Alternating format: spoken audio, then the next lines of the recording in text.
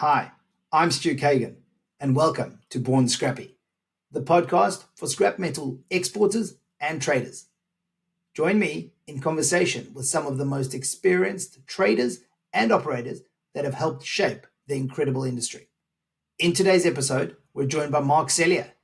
Mark was born and raised on the island of Trinidad and has been in the metal recycling industry for over 40 years. During that time, he was the head of international trade for One Steel, President of GMN, and has also held a few different chair roles at the BIR. Sit tight and get ready to receive some industry gems from the man himself. But first, intro.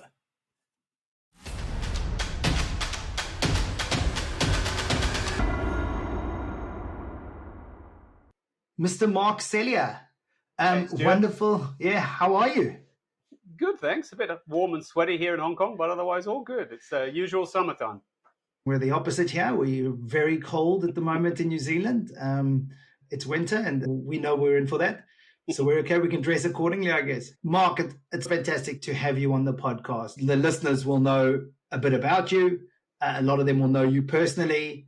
I'm just really excited to chat to you, learn from your experiences, and hopefully get a few gems from you as well. So thank you. We've been talking about this for a while. You and I have known each other for a long time as well, back in what seems like a previous life in South Africa.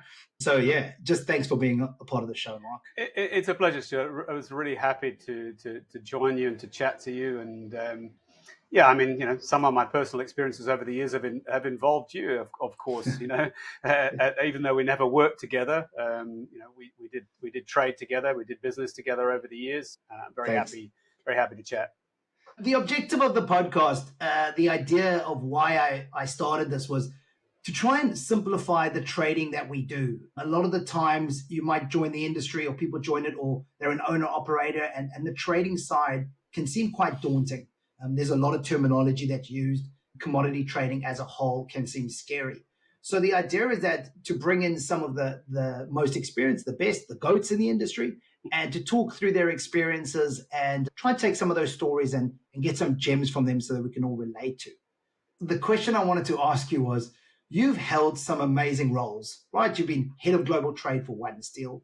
You've obviously been the president of Global Metals Network as well, and now going through this amazing acquisition and this great journey that you're going for now, which seems super exciting, and I'm sure we'll touch on it. Which is the most enjoyable role of them all? Let's kick it off with a bit of, what did you enjoy the most, or what have you enjoyed the most? Honestly, I've been very fortunate, Stuart. I've enjoyed all the roles that I've been in. I think when I look back fondly, it's the early roles. At 23 or 24 years old, to end up being director of an 80-year-old city firm. That was like, wow. And that was pretty incredible to achieve that at that very early stage of my career.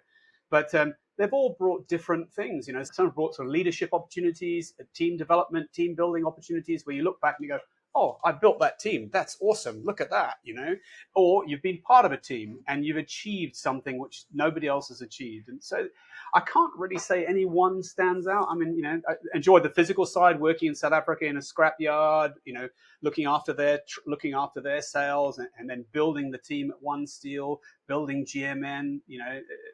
They've all had something that's been pretty special. I'm a lucky guy. And you mentioned team quite a few times, and I know you personally, and I know you're such a team player. So when you talk about that, having worked alongside you so much and with you, I see that you're a team player, and it definitely comes through in everything you do, right? So that resonates. That's awesome.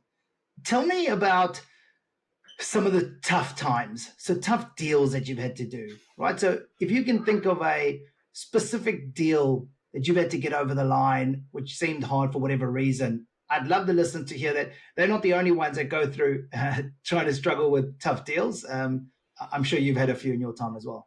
Run us through them, also the learnings. If you've had learnings you could take out of them as well, would be hugely helpful. Definitely, I would say the one that really stands out to me was very early on in my career. Around 1989, 1990, something like that. There was a company called Electrolytic Refining and Smelting based in Australia, and they were the buyer of last resort. They existed between the early 1900s, and I think they went out of business in 1994. And essentially, we're a copper refinery, and copper and copper alloys were not allowed to be exported from Australia, although they were very restricted up to a certain point. And this company was the buyer of last resort. They were going through a redevelopment phase at a certain point where they were going to put in new technology, new smelting technology. And so they had about 5,000 tons of various types of copper and brass scrap on the ground, and they had about 3,000 odd tons of various telephone cables. And as a little trader in London, I flew out to Australia, and I negotiated the purchase of all of that right out from the under the noses of one of the biggest what is one of the biggest global scrap dealers. But essentially at that time, my boss told me, just don't come back if you don't get the deal. And I was, I don't know, 26 or 27 years old or something. And I had some experience, but this was by far the biggest thing. And it had massive challenges. First of all, we had to find a way to price it. We had to find a way we had to find customers, that a customer or a counterparty that would take all or some of it. We found one for the cable. That was fairly straightforward. But at that time, a lot of money, man. Even today, 5,000 tons of copper and brass scrap and 3,000 tons of telephone cable. For sure. It's big bucks and Absolutely. big risk. We bought it all at essentially fixed price, and it was a kind of tender private negotiation. I was staying at the Regent Hotel in Sydney on the Rocks, which I think is now the Four Seasons or something. I don't know. I got to know the staff there really well. It was great. I had great fun while I was there, because I was literally just, after making presentations, I sat in my hotel room just waiting for a call. That was it. Well, you thought you might not be going home, right? There was a chance you could be living there forever. So almost every day I was calling British Airways and saying, can you put my flight off till tomorrow? Can you put my flight off till tomorrow? And it went on for nearly 6 weeks. It was extraordinarily challenging. Everybody's used to nowadays selling stuff on price formulas. In those days, it was still pretty new, and calculating the formula to hedge, getting the copper content right, all that sort of thing was very challenging. I had I was working with the likes of Michael Lyon at that time, and he had a lot of experience, and we had some other experienced guys on the team. And with those heads, we came up with the right formulas that worked for us. And it was a great achievement. And actually, what transpired was I got the 5,000 tons, and then I got on the plane and to go home, and I didn't know about the cable.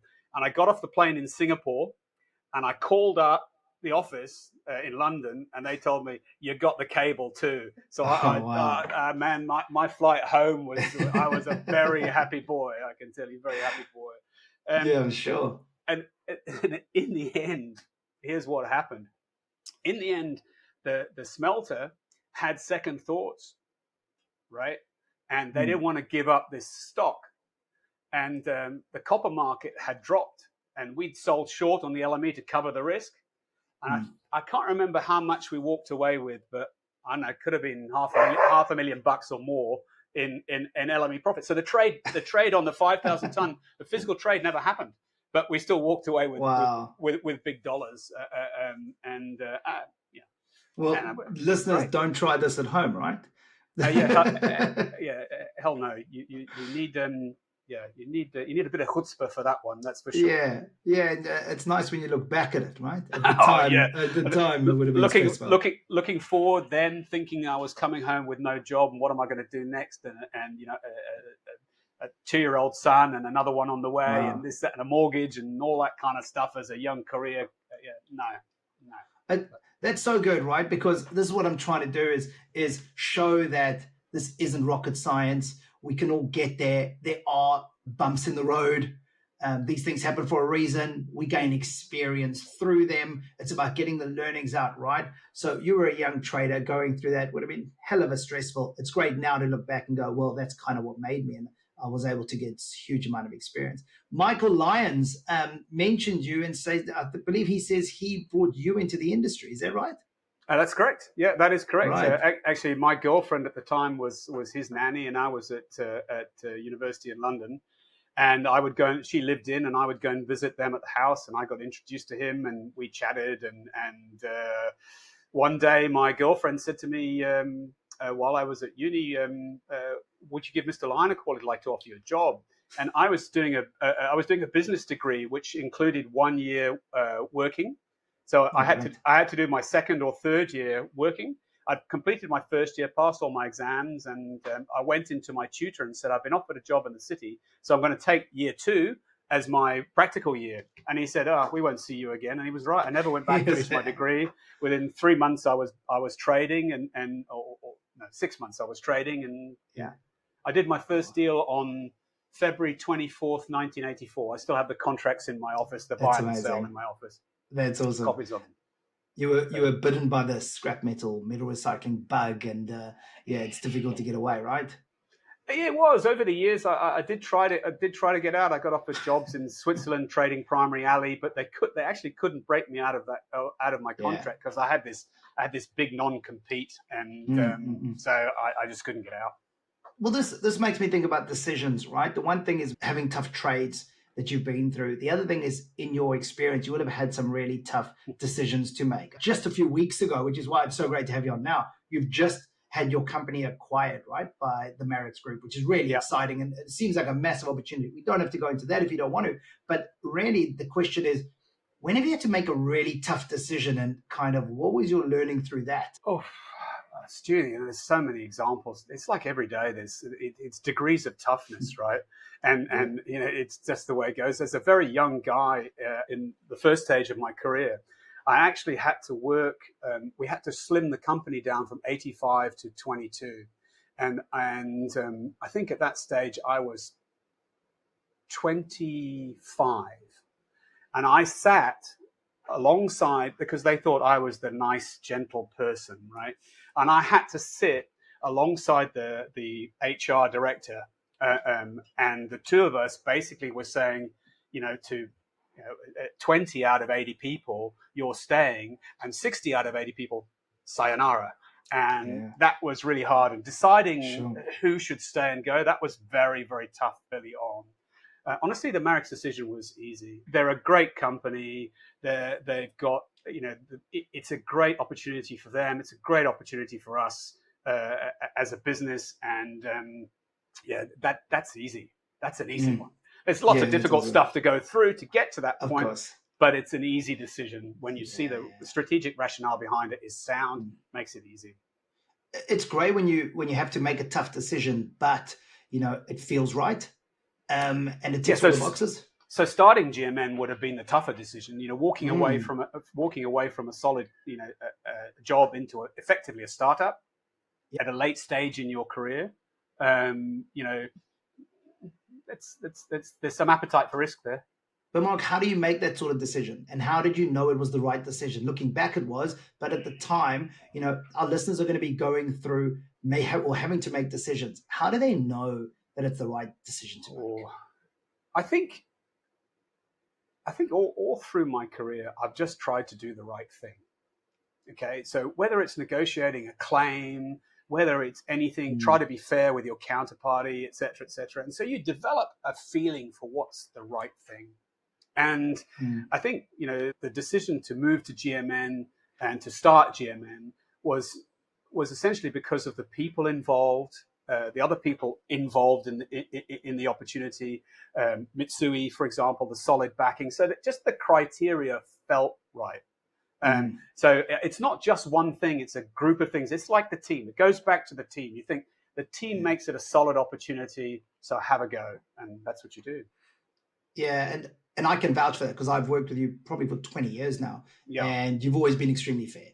There's always going to be claims, there's always going to be issues, but it's how the person manages it on the other side, how both parties manage it, is really, really important. You can tell a lot by, the person you buy from or the person you sell to, with your relationship going forward, how they manage those sort of situations. There has to be a mutual need, Stu. At the end of the day, you can have lots of contracts and terms and conditions, but you only really refer to them in, a black swan event. ultimately. You should be able to work everything out, and that's all about the counterparties that you choose. And I think that's, if you're trying to deliver a message to anybody coming into the industry and anybody worrying about who they're going to trade with, etc., it doesn't matter whether it's a guy coming in across the small scale or a guy that's picking up, hundreds of tons of steel strap in containers or loading a vessel for them or anything like that. It's all about your counterparty. You have to have faith in that counterparty at all levels through your business, whether they're a service provider to you in terms of they're providing transport, maintenance, whatever it is, finance, if they're providing that for you, if they're providing hedging services for you, or if they're the person that you sell the family jewels to. At the end of the day, man, you've got to be certain that that person is somebody who's going to be there in the long term, and somebody that will do the right thing by you. And you do the right thing by them, you'll have a long and fruitful relationship. One of my sons was a fairly good judo player. And at a very young age, when I was learning this sport, I didn't play it, but I was watching him do it, and learning and talking to the coaches and that. And I remember seeing one bout where my son was very small, and he was always playing against guys much bigger than him, and he was just chucking them around because his technique was really good. And he was 12 or something. This is not like, Olympic standard. It's just kid stuff, right? But I remember the coach saying to him, Matthew, be careful. It takes two to play judo. And if you beat everybody up, you'll have nobody to play with. And it's a very, very good analogy from that point of view. So if you create a relationship which is based on mutual need, then it will endure, and respect, it will endure, as long as it's an equal relationship. Yeah. Right. So I'm a massive believer that both parties have to win on every trade.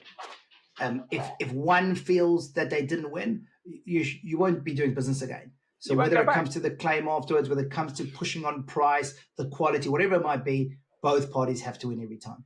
100%. It makes me think about partnerships. You've got an amazing business partner as well, Greg Armstrong, who I know.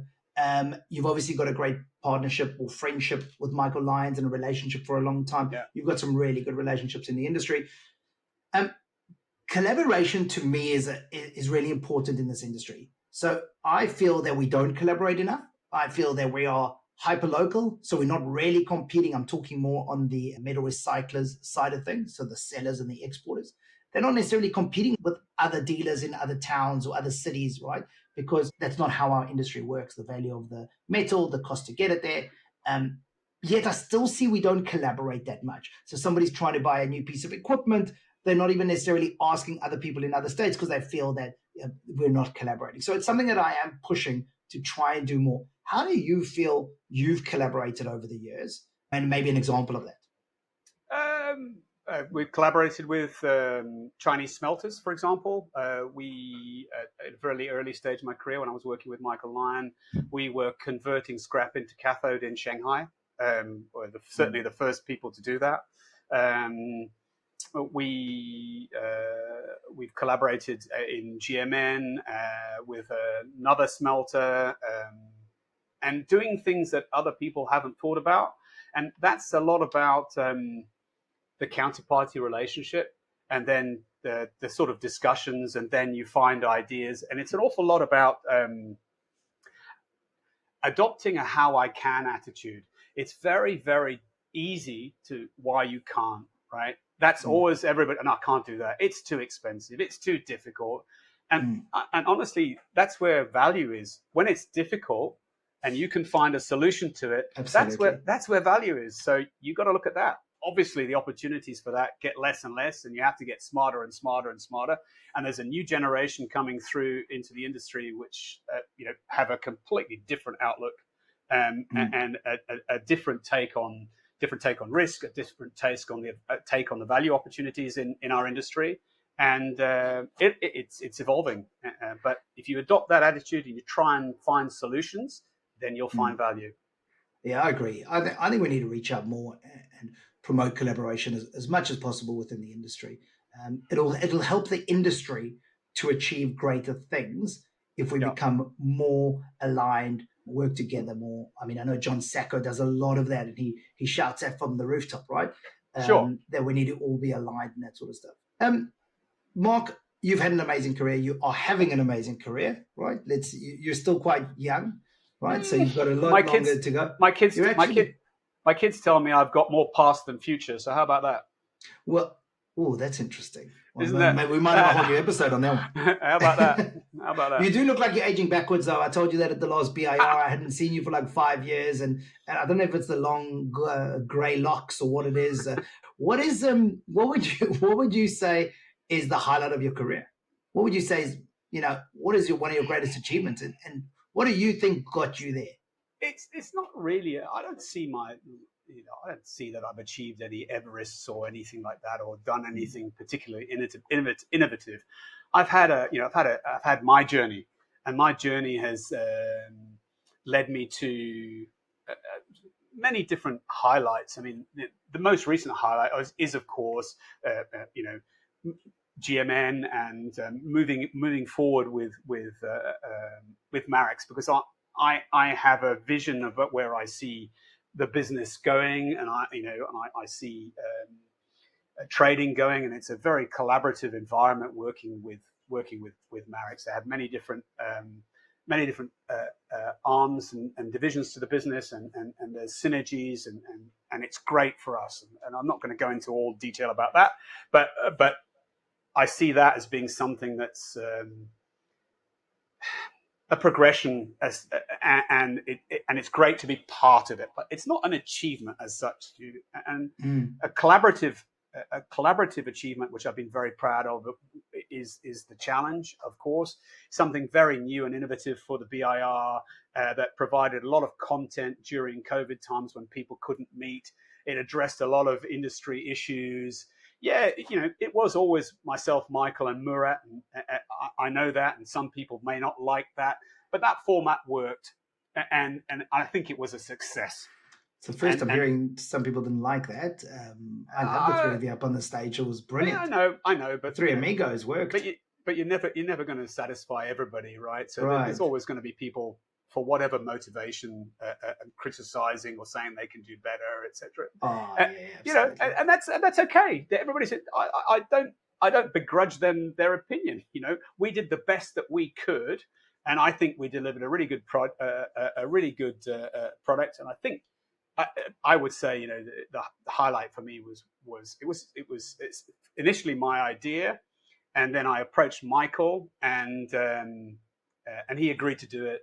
And he's in that role. He's absolutely outstanding. Well, he did it was fantastic.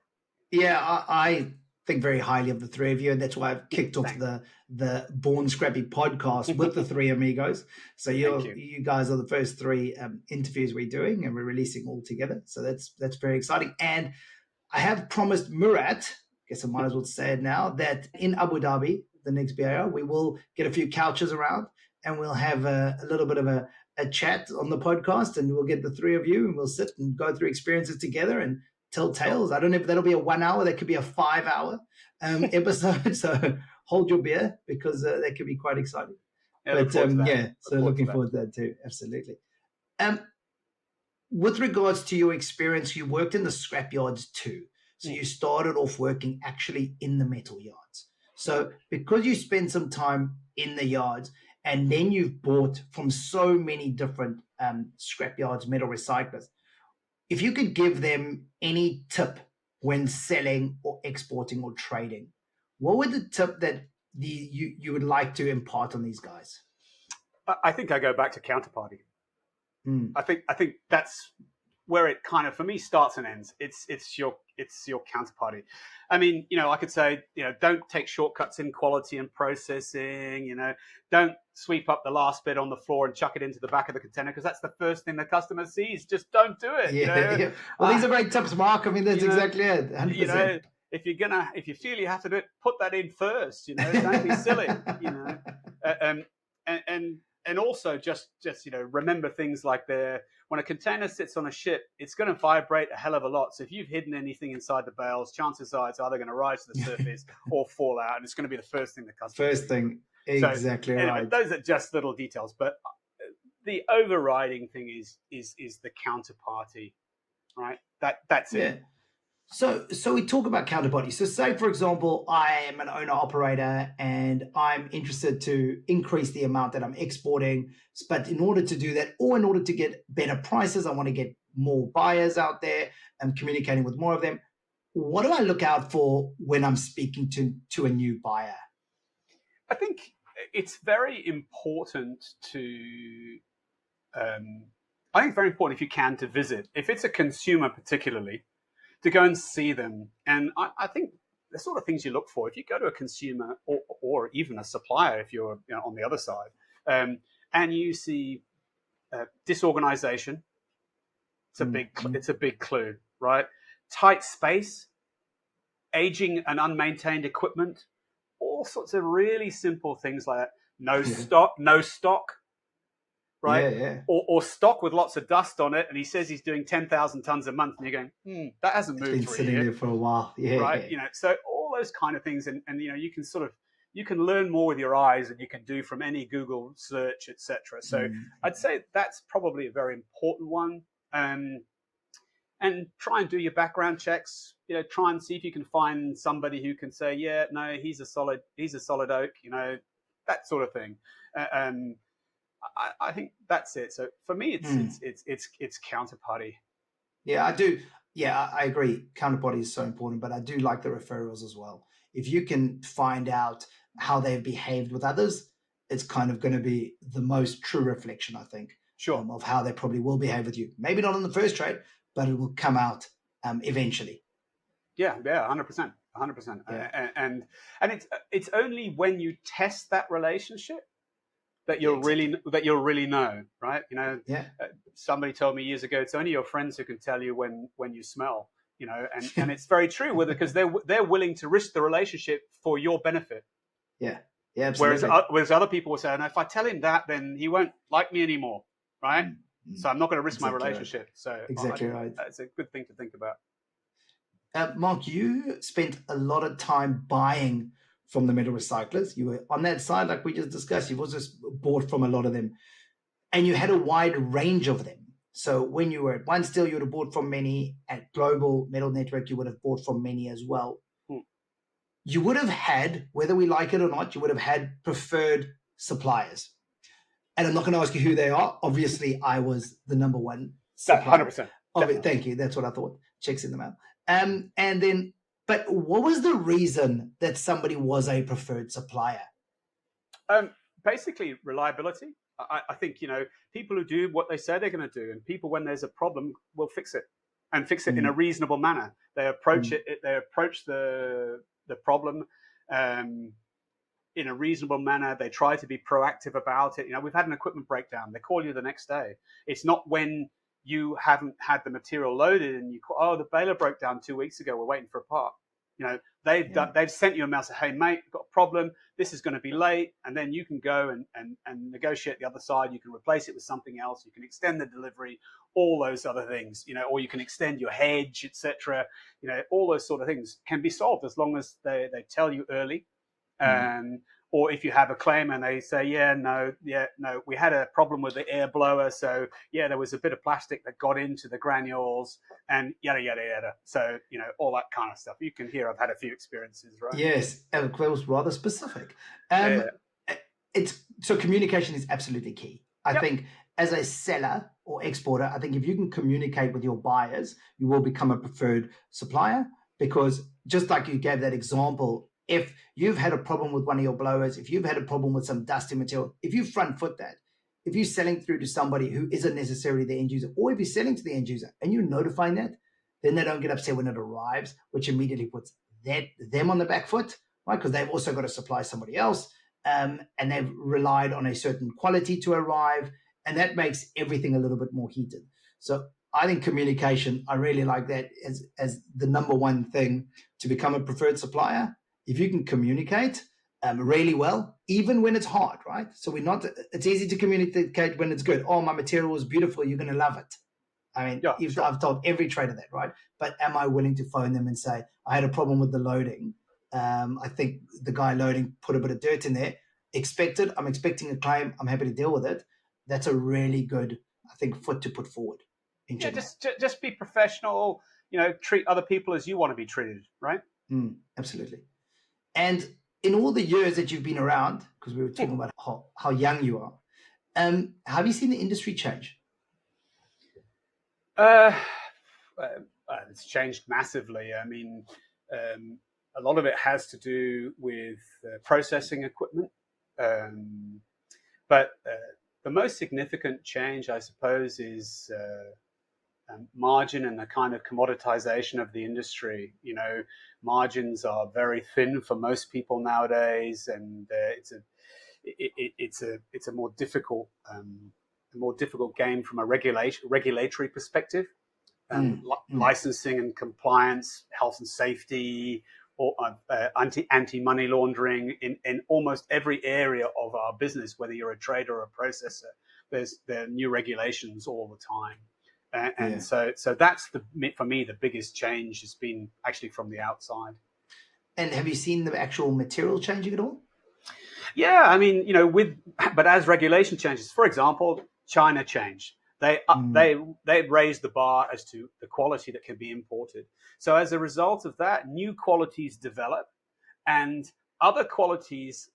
So specifically, you have a quality of 98 copper coming out of the UK, which goes into China, and it's a kind of high grade birch cliff sort of hybrid.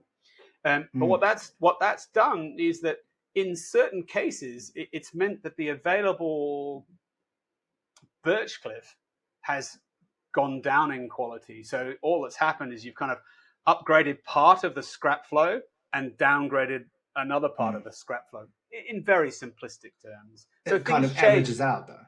It does average out, but it means that the lower one can't go into China. It's got to go somewhere else, and there's a different value proposition for that to the one that goes into China, for example. And it's just a very simple example of how regulation can change processing and scrap flows, right?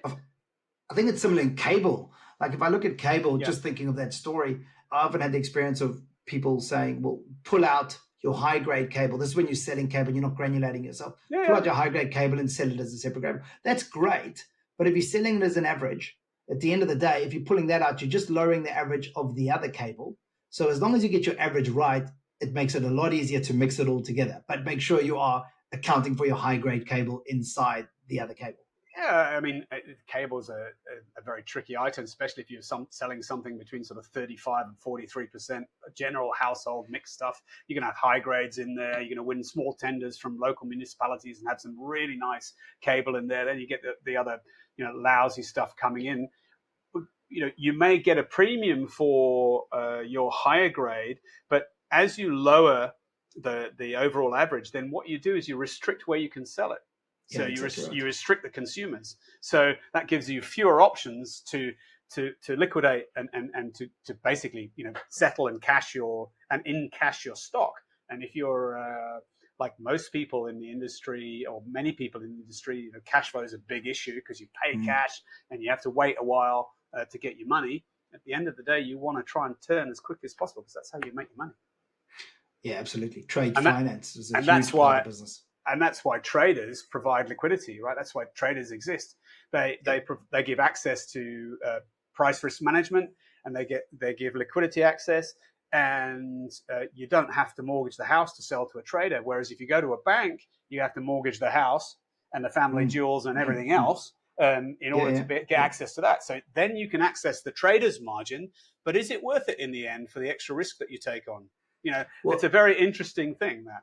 It's very interesting, right? And I think 10 years ago, my answer would have been probably different to what it is today. I mean, I see what the margins are now for the traders, and they're minimal.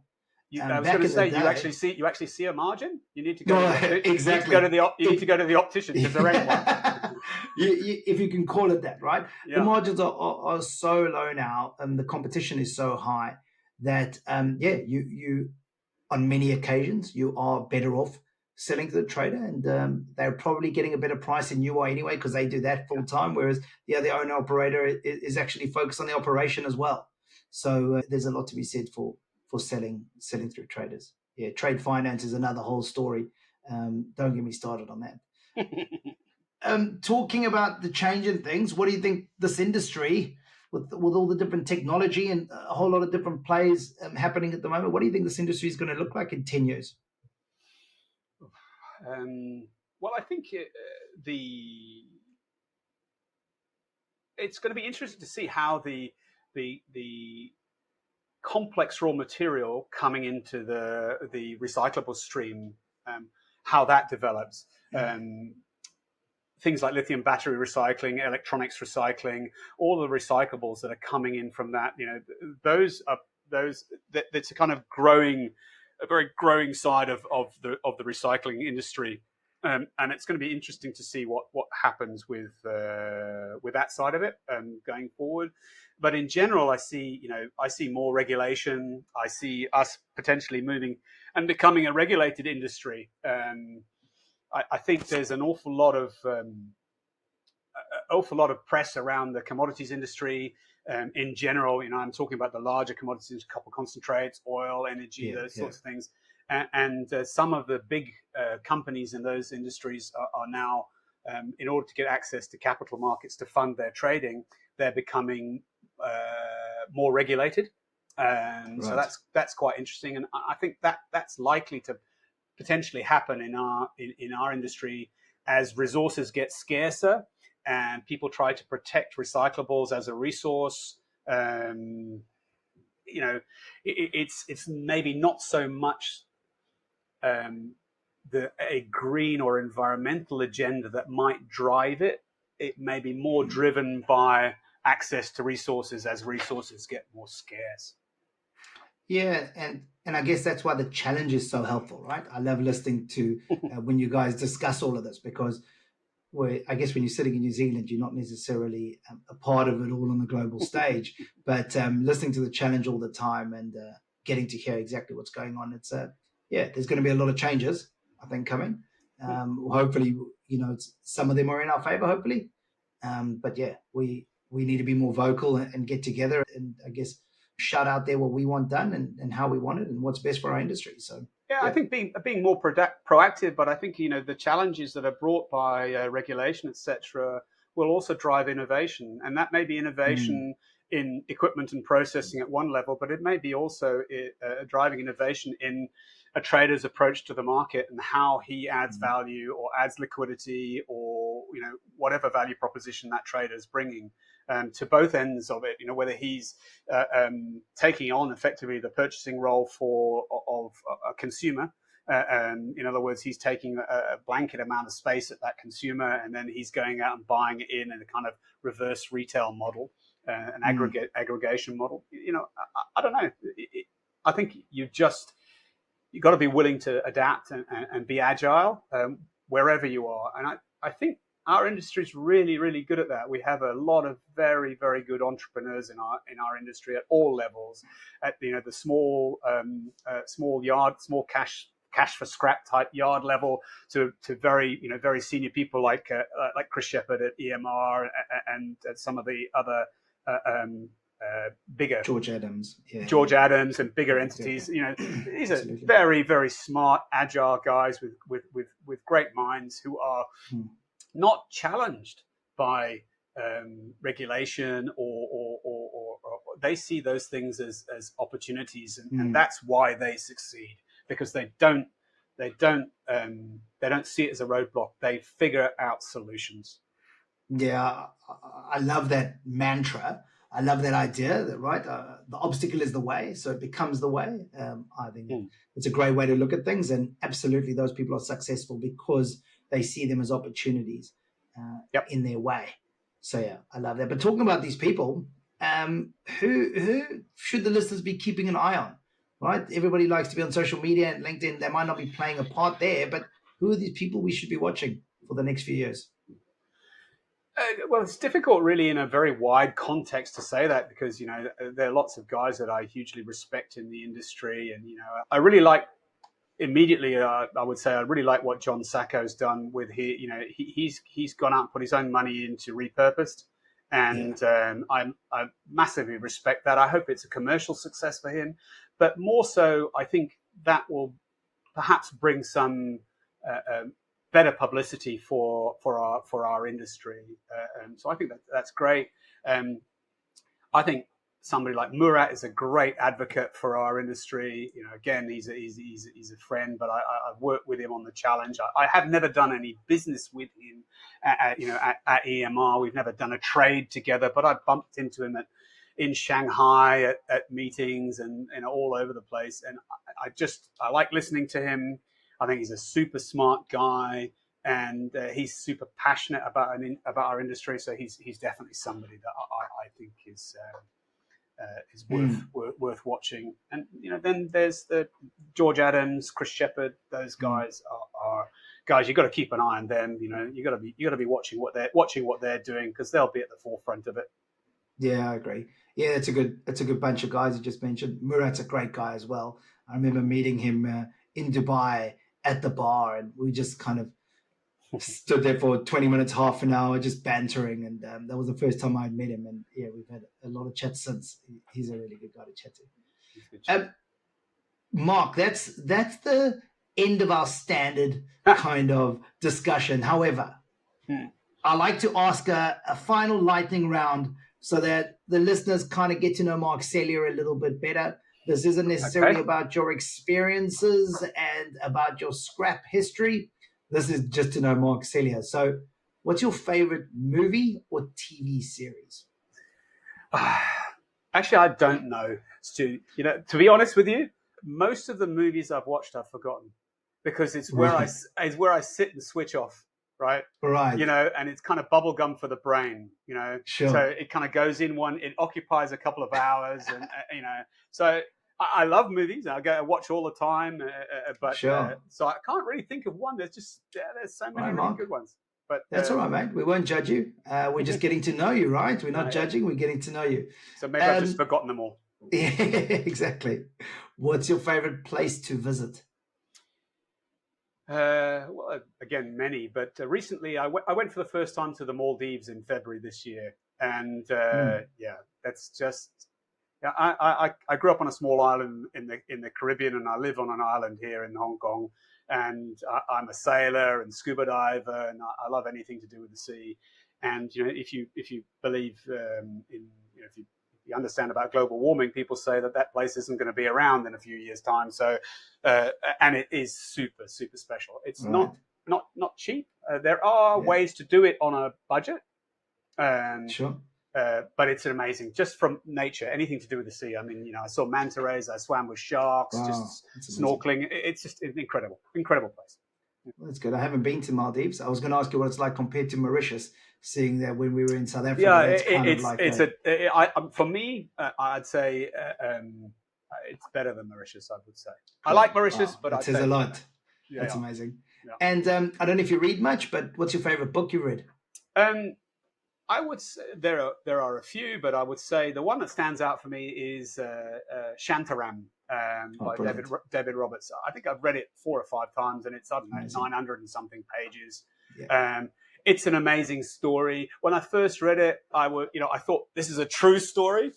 And it's like that. Yeah, and then of course now I'm not so sure, but the characters are amazing. The pictures that he paints are incredible. And I've been to India, and I've seen a lot of what he talks about, and it's pretty cool. It's cool. Yeah. I really like that book. He gets it spot on. Hey, that book's amazing. They actually came out with a series as well. I haven't watched it. I watched it. It's interesting because the blonde actor's name who plays, I can't remember his name just off the top of my head. He actually started out, in a TV series in the UK called, I think, Biker Grove, which is a Liverpudlian, I think, thing. And now Charlie.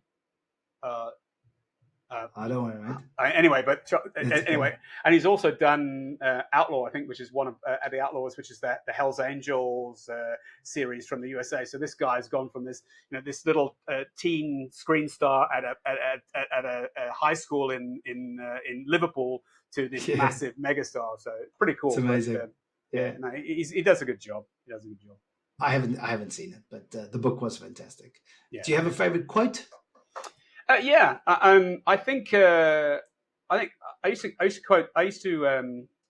coach a lot, and I coached cricket. I was chairman of the Western Province Cricket Coaches Association for 5 years, and I did a fair bit of cricket coaching. And one of my favourite quotes is, is what's the most important ball in cricket? And the answer is the next one. So it doesn't matter if you've hit the last one for 6 or bowled the guy out or taken a catch. Put it behind you and just look forward. Yeah, absolutely. I love that. Stick it in the rearview mirror and move forward, huh? Yeah. So I didn't know that about you with Western Province cricket. My father played Nuffield, Western Province schools cricket. Yeah, he was a batsman and a spin bowler. Yeah, I used to go to Newlands every weekend to go watch back in the Benson and Hedges days. Oh, good Lord. Yeah, exactly. And if you could teach me anything, now this is often a bit of a surprise one. If you could teach me anything, and that's anything, right? I know you love the ocean and stuff. It could be anything. It's just something that we get to hear kind of what you're really passionate about. So, well, I mean, okay, well, here's something, right? Here's something. You obviously grew up in South Africa, and I spent a lot of time living there and educated my kids there and that, and we say how's it, right? Yes. Right. We do. How's it? So in French, it would be ça va would be how's it. So just ça va is how's it in French. Ça va. It means kind of literally it's going. Ça va. Right. So and it's a way of saying hello, and it's the kind of French form of how's it. So Mark, before we go anywhere, you speak many languages. I just remember this. How many is it? Including bullshit or not? Yeah, let's leave that one out. Let's leave that one out this time. Okay. This time.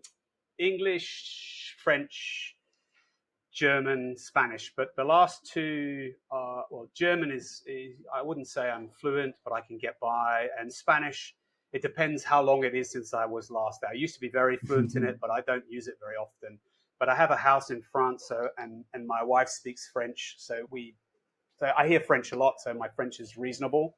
But yeah, those are the 4. I tried learning Mandarin and a bit of Cantonese, but I understand a lot, but I don't speak them. That'll get you around most of the world with those languages. A lot of the world. Absolutely. Yeah, it's okay. I'm not scared of it, and I have an ear for it. So if I end up in, I understand a bit Afrikaans as well. So when I'm in Belgium or I'm in Holland, I can figure stuff out. So I get by. So the next time the listeners see you at the BAR, just come to Mark with any language you have. Talk to him fluent. Talk to him in that language and see how he goes. Yeah, good luck. No pressure, mate. Good luck with that. Good luck, Mark. This has been awesome, man. I really enjoyed chatting with you. Thanks so much for being on Born Scrappy. It's been a great time. Thank you. Best of luck with it, Stu, and look forward to catching up with you soon, man.